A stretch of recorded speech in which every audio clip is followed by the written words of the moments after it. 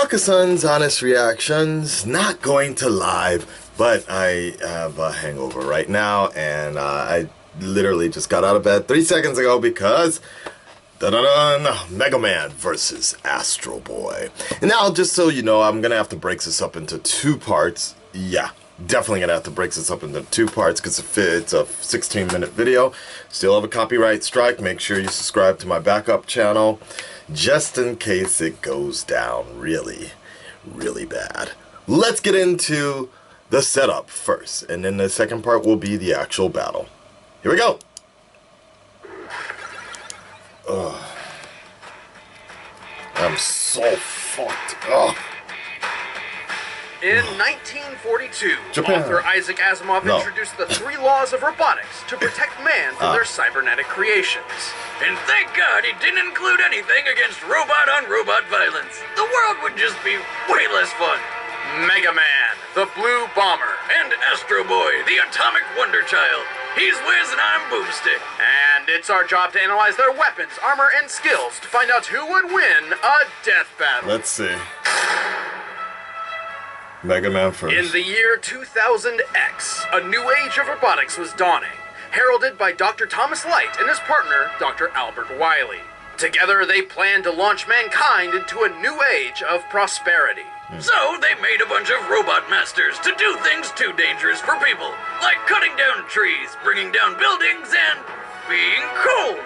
However, jealous of Dr. Light's increasing notoriety, And beard growing skills. Damn, look at that thing. Like take a nap in that shit. Dr. Wiley stole all of Light's robots and used them to try to take over the world. All except 2. Roll, a robo-girl built for housekeeping and sending feminism back to the 60s. And Rock, Light's loyal lab assistant and surrogate son. Wiley would regret this mistake about 10 times over, give or take. After watching his human father fall to ruin over Wiley's betrayal, Rock stepped up to take on the burden of saving the world himself. But first, he would have to upgrade into the super fighting robot called Mega Man. Oh! Mega Man! Mega Man's new body is composed of ceratanium, an alloy lighter and stronger than titanium. I remember that. Think that's cool? Well, his hand can transform into a long-range cannon called the Mega Buster. A weapon so downright awesome, Rock named himself after it. Now, it may look like it just shoots lemons, but one shot can blow through a wall. And if he needs more power, Mega Man can charge it up for a devastating blast. Still not enough for you? Alright, well, he can transform his other hand into a second Mega Buster and fire both of them at the same time. God sure, damn. using that much power could overheat and even kill him, but what's life without a little risk and double the firepower? I don't remember that. But yeah. Mega Man's bread and butter is his variable weapon system. With it, he can wield any weapon he acquires, including those taken after defeating rogue robot masters. Considering he's beaten over 100 of them, that's a lot of weaponry. Yeah. He can fire heat-seeking dive missiles, lock on target with magnet missiles, and even fire a swarm of hornets? Who in their right mind would make robot hornets? His metal blades are buzzsaw bullets made from ceratanium, which can cut through almost anything. The Hard Knuckle fires a fist that can break down walls. Hard and Knuckle. the Mirror Buster returns energy projectiles back to sender. But when he wants to bust out some real firepower, he has the Crash Bomb, a timed explosive which sticks to walls and enemies faster than the girl who said she loves you on the first date. And fully charged, his atomic fire has the potential to reach temperatures hotter than the surface of the sun. He can stop time with the Time Stopper. I remember that. Can't use other weapons while it's active. And he can even create black holes. Well, Wow. sort of. A real black hole is fueled by consuming matter, and evaporates only after all matter around it has been swallowed up. Huh. However, the black holes that Mega Man fires with his black hole bomb have a definitive lifespan and can be sealed in concrete. It may not be a legitimate black hole, but it does create an extremely powerful and deadly vacuum. So does Roll. He's also got Rush, who's like the best dog ever. You never have to feed him, he never shits on your couch, and he turns into a sweet-ass set of armor called the Super Adapter. Sure, Oh, wearing really? the Super Adapter means Mega Man forfeits all his special weapons, but in exchange, he gets a massive boost in physical strength, the ability to fly, and he can even fire his fists like rockets. Mega Man has stopped Wily's plans more than 20 times. He's durable enough to survive the vacuum of space, strong enough to hold up a collapsing castle, and tough enough to jump and shoot like his normal self while at freaking Jupiter. The gravity of which would have made him weigh well over 5 tons. He's also defeated his alternate future self. Twice! How does that even make any sense? Then, Screw you, future! You can't make me wait for me who is to get there! Rockman then? Mega Now, Man huh? is like a walking arsenal and can carry as many weapons as he likes. However, adding too much to his system seems to also affect his behavior, making him more violent and ruthless.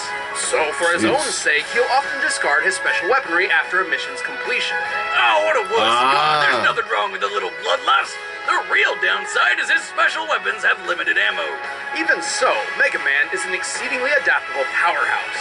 Land, air, sea, space. If a crazy German is trying to take over the world, there's only one man to call. The Mega Man. Cool guys, don't look at explosions. Mega Man, you're a little low on the air. And you're full of No. In the futuristic year of 2003, tensions were escalating between mankind and the robots they built to serve under them. But one brilliant robotics engineer was dealing with a far more personal problem. Like most scientists I know, Dr. Tenma paid more attention to his work than his family, especially his 13-year-old son, Tobio. Well, until little Toby decided to take their future car out for a spin and got himself killed. God damn. You better believe Pop started paying attention then.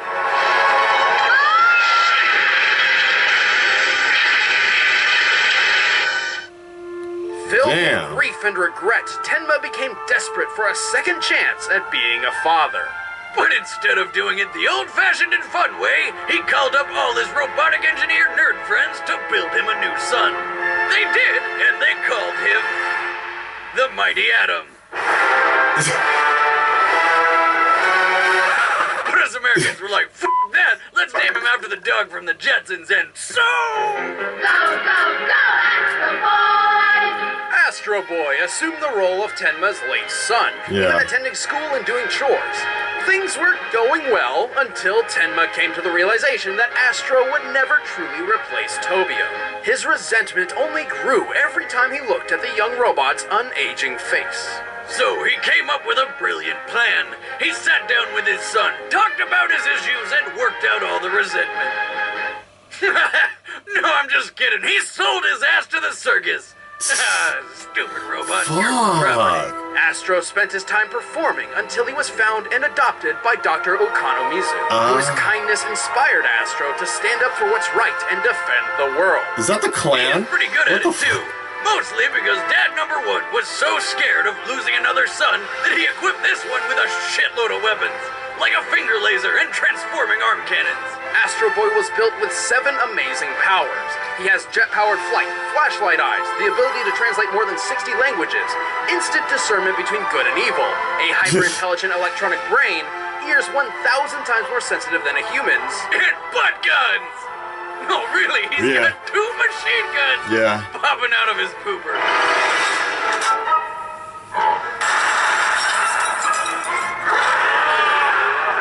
I got machine guns in my butt.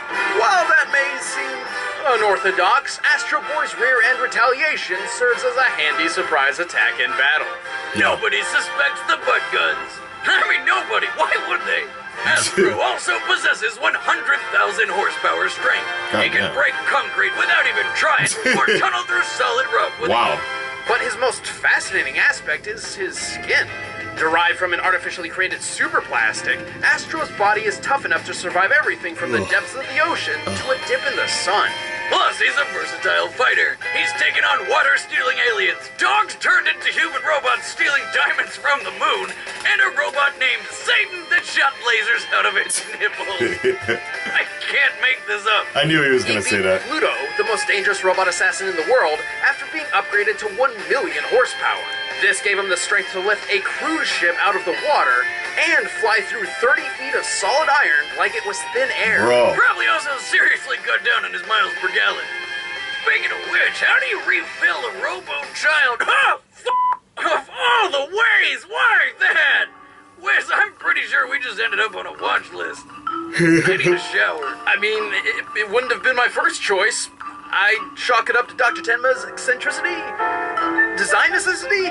Well, you'd think that being a half-naked flying death child would be pretty great, minus the whole rectal recharge, but Astro is hardly invincible. Tough as his super plastic skin may be, Astro does have an innate fear of being melted by extreme heat. And sometimes a strong enough blow can cause his joints to break apart. In addition, Astro sometimes overexerts himself to the point of dangerously draining his power supply. If completely depleted, he's as good as dead. But hey, sometimes it's worth spending the energy to plow a robo-chick so hard it levels an entire city. No matter what the challenge, Astro Boy will always give it his all. Wait, are you sure you're ready for this, Astro? I was made ready. I've never seen this movie. It reminded me of Cloudy with a Chance of Meatballs. All right, the combatants are set. Let's send this I'm gonna debate go with once and for all. It's time Astro for Boy. Untapped